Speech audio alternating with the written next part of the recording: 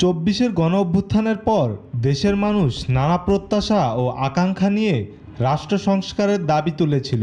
আজ ২ বছর পর সেই সংস্কার কতদূর এগিয়েছে, কতটাই বা বাস্তবায়িত হয়েছে গণতান্ত্রিক পুনর্গঠনের উদ্যোগ, আর কোন কোন জায়গায় রয়ে গেছে ঘাটতি? এসব প্রশ্ন সামনে রেখে ৮ আগস্ট রাজধানীর সিডাপ অডিটোরিয়ামে সংস্কার কতদূর, গণতান্ত্রিক পুনর্গঠনের জন্য সংলাপ, জুলাই জাতীয় সনদ প্রসঙ্গ শীর্ষক সংলাপের আয়োজন করে centre for governance studies CGS.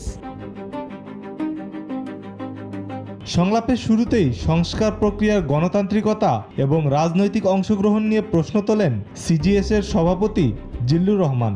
এই যে ঐকমত্য কমিশন ৯ মাসের যে চর্চা করলো, তার আগে ৬টি সংস্কার কমিশনের বিষয় নিয়ে ঐকমত্য কমিশন আলোচনা করলো, 11টি হয়েছে, কোনোটি ওই কমিশন আতুর ঘরেই মারা গেছে, কমিশনের রিপোর্ট। এই চর্চাটা কি কতখানি গণতান্ত্রিক ছিল?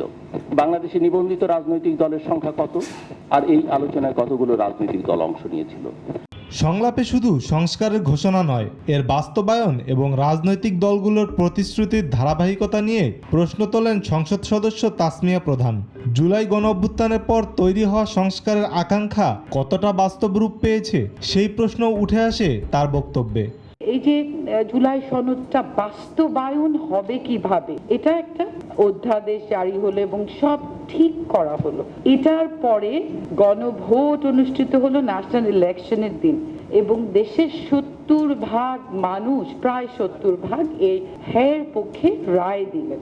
এই যে সংস্কার পরিষদ গঠনের বিষয়টা, এটা একদম সবাই একমত ছিলেন, কিন্তু আমরা খুব দুঃখ ভারাক্রান্ত হৃদয় লক্ষ্য করলাম যে এই ২/৩ ভোটের ম্যান্ডেট নিয়ে আমাদের সরকারি দল যেটা করলেন, সংস্কার পরিষদের শপথ নিলেন না।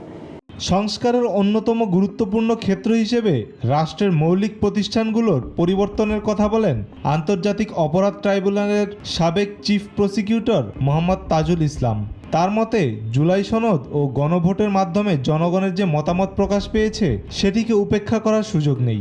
পাশাপাশি রাষ্ট্রপতি ও প্রধানমন্ত্রীর ক্ষমতার ভারসাম্য এবং পুলিশ ব্যবস্থার সংস্কারের ওপরও জোর দেন তিনি।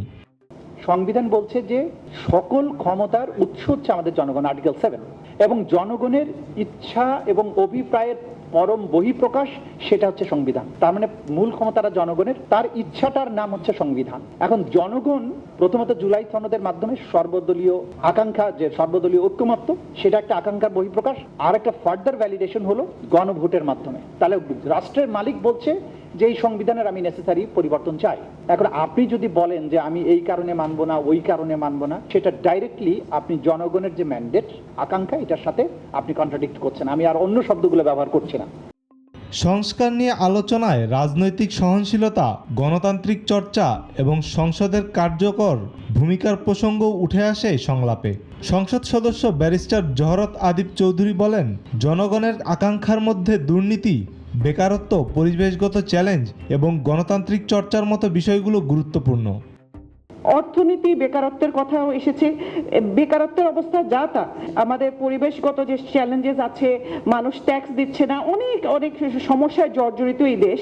এখানে একটা কথা খুব ইম্পর্টেন্ট এসেছে যে গণতান্ত্রিক চর্চা আমরা কোথায় রাখছি, গণতান্ত্রিক চর্চা কি শুধু সংসদে থাকবে নাকি এর বাইরেও যাবে? সো এই গণতান্ত্রিক চর্চাটা আমরা সংসদ যেরকম দেখছি, সংসদের বাইরে কিন্তু খুবই দুঃখজনক যে আমরা একটা কনফ্লিক্টিং অ্যাটিটিউডে চলে গিয়েছি।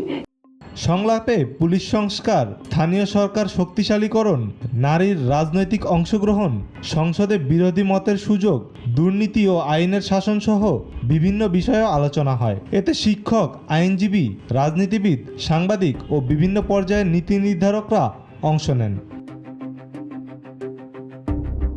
Salman Rahman, the financial express.